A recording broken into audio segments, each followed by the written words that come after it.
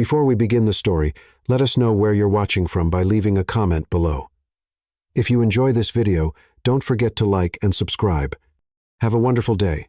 Enjoy the story, everyone. The setting sun painted Manhattan's glass towers in shades of amber and gold, a sight Pinnacle Wolf had witnessed countless times from his penthouse office on the 87th floor. Today, however, the familiar view felt like a cruel reminder of everything slipping through his fingers. At 35, he stood at the apex of New York's financial district, but the empire he'd built was crumbling beneath his feet.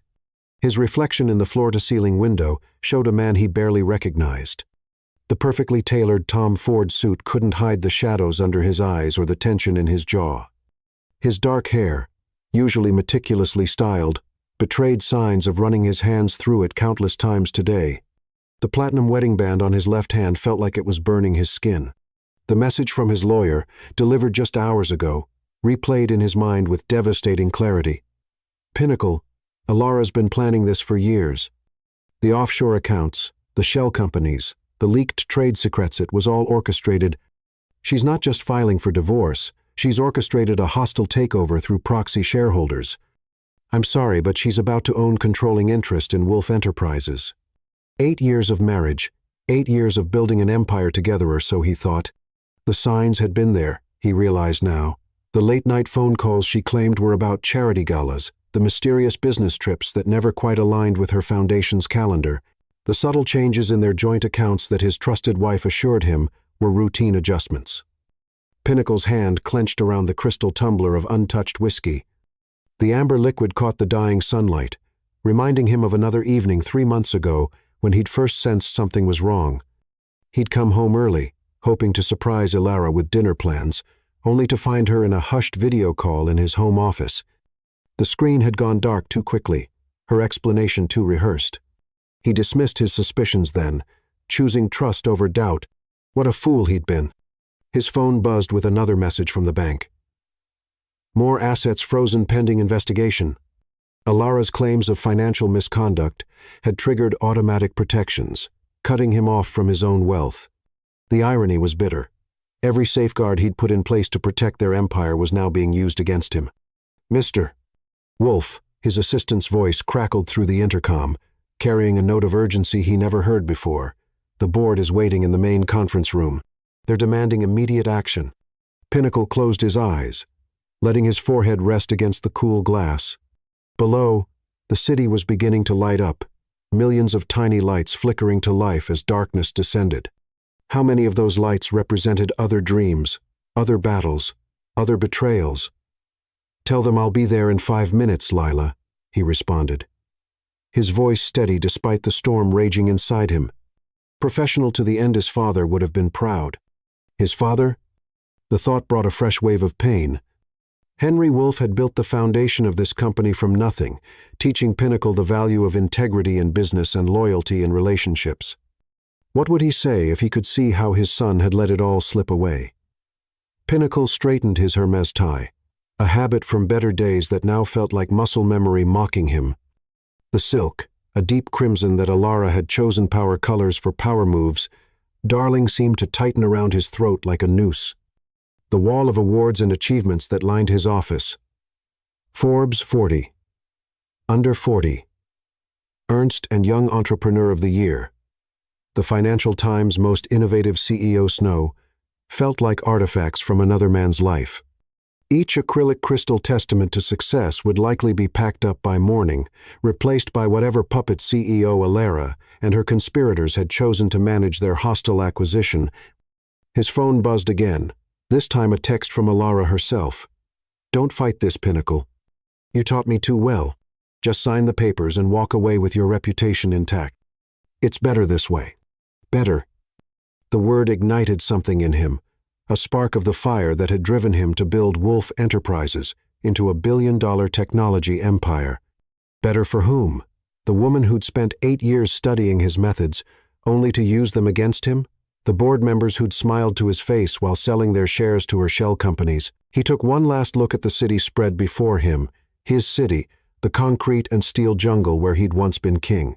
Within hours, his position as CEO would be ceremonial at best. his voting rights suspended pending the investigation Alara had masterfully orchestrated. Years of building relationships, innovating technologies, and pushing boundaries, all of it balanced on the edge of oblivion.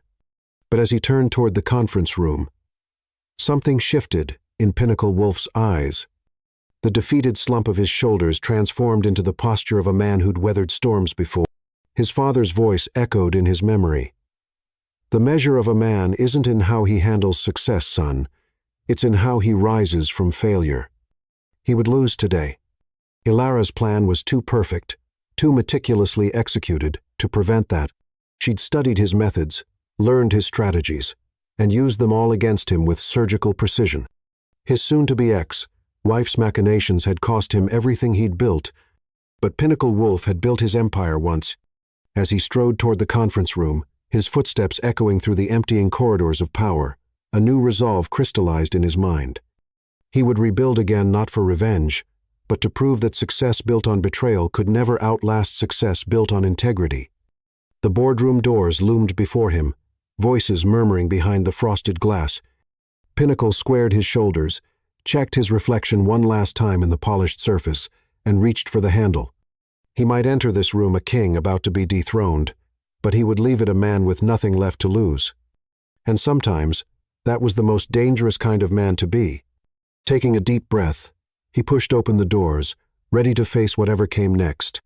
The chapter of his life story titled Pinnacle and Ilara was ending, but as the sun finally disappeared behind Manhattan's skyline, he couldn't know that his greatest chapter was about to begin on that would start in the most unexpected place, with the most unexpected person, and change everything he thought he knew about love, trust, and the true meaning of wealth. Chapter 2. A Chance Encounter. 3 months could change everything. Pinnacle Wolf knew this better than most. As he sat in the corner of the Daily Brew, a modest coffee shop in Brooklyn that couldn't have been further from his former life's pristine corporate cafes, but the leather portfolio before him of the few luxuries he'd kept contained spreadsheets of potential investments he might make with his remaining capital, barely 7 figures where there had once been billions. The autumn rain pelted against the cafe's windows, creating a steady rhythm that matched his pensiveness.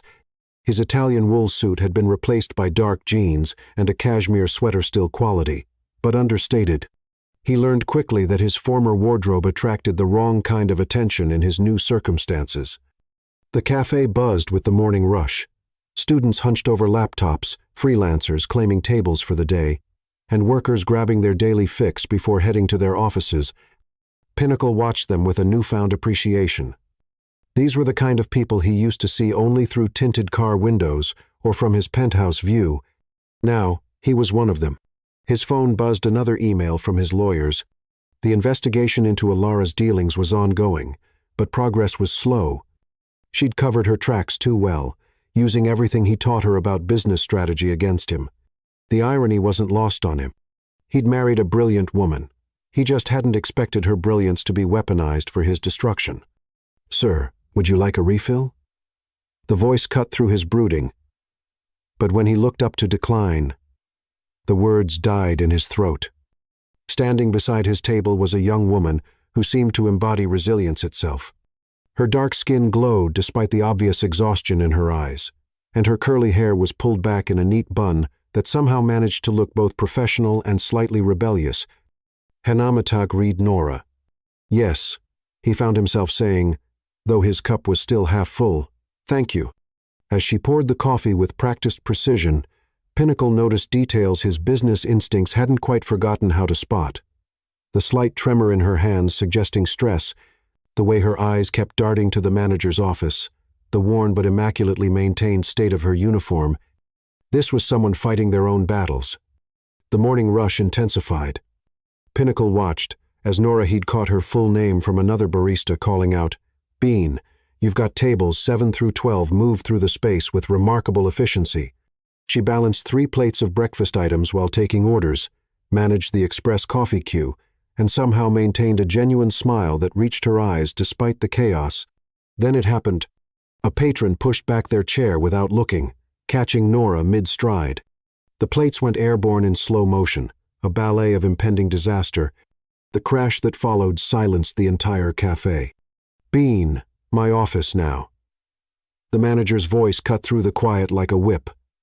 A short man with a permanent scowl emerging from behind the counter.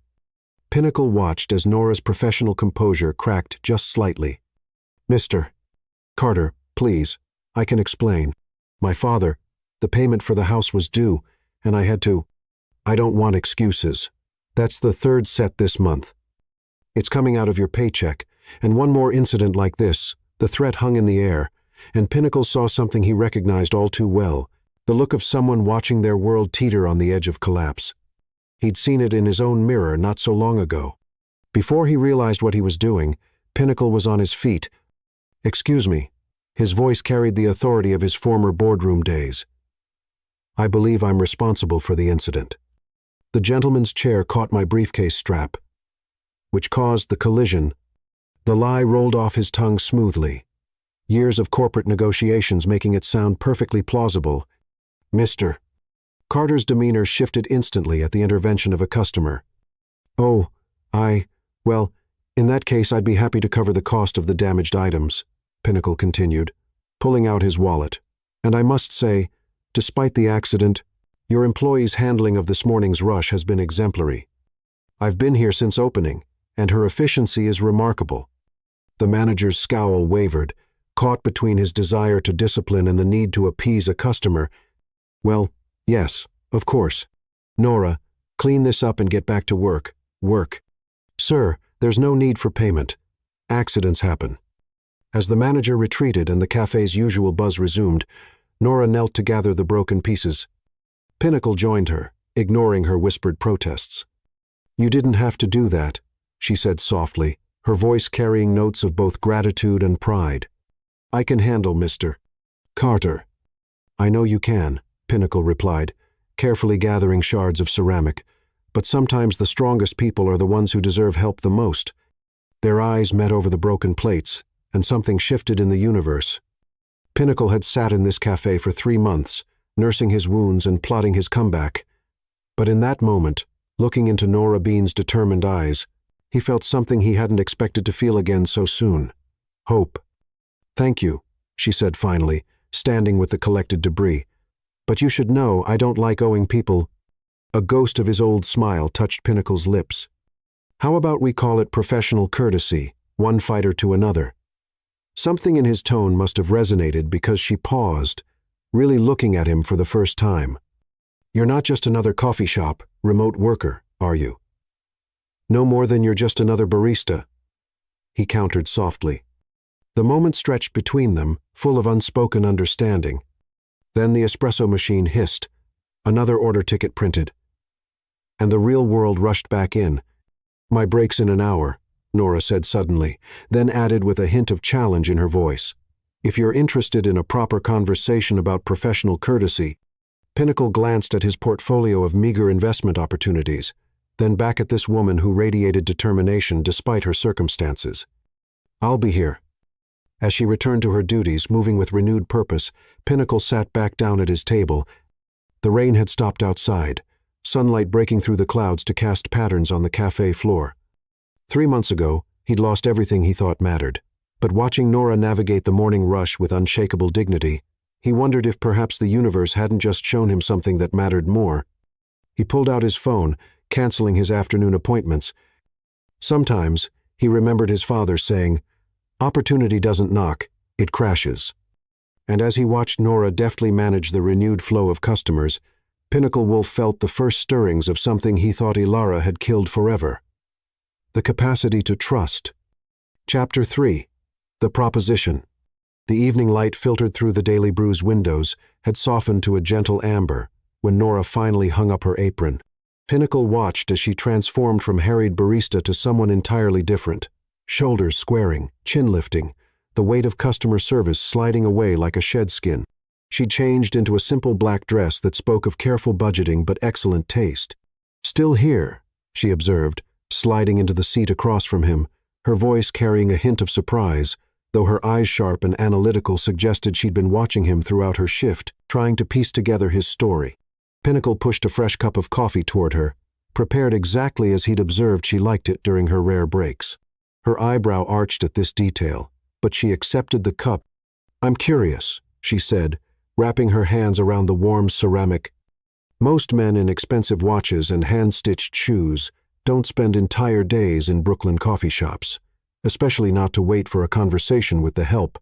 Most baristas don't carry business textbooks in their bags or review stock portfolios during their lunch breaks, he countered, nodding toward her worn backpack where he'd glimpsed the corner of a finance textbook earlier.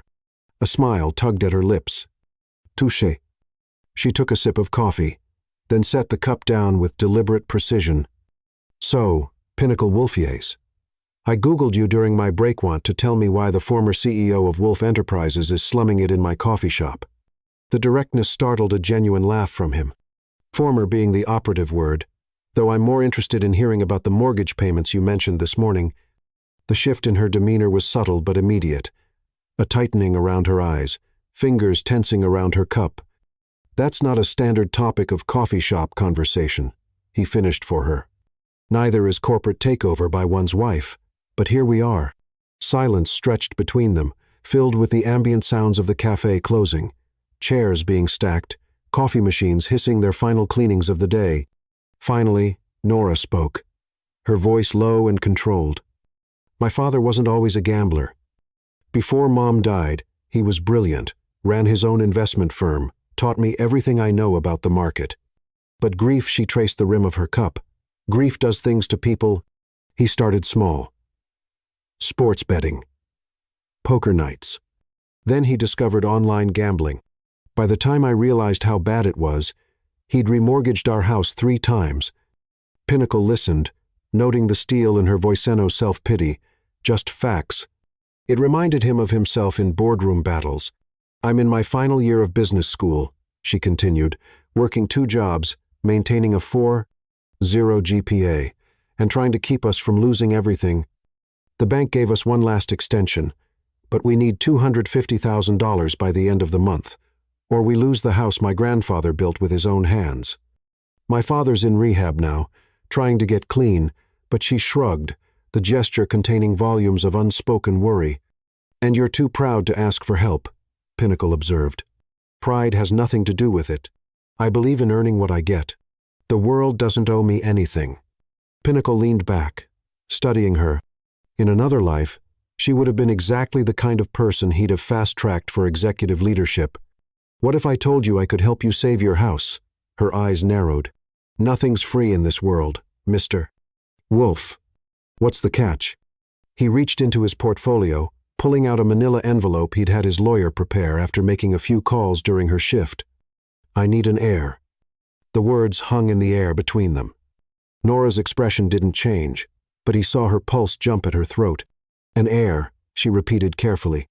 My wife's takeover was brilliant, but had one flaw. The company's founding documents, written by my father, specify that controlling interest must remain with a wolf by blood.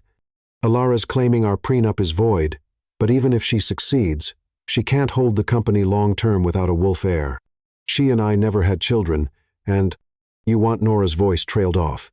Implications dawning. A contract marriage, Pinnacle stated plainly, 1 year, during which we attempt to conceive a child,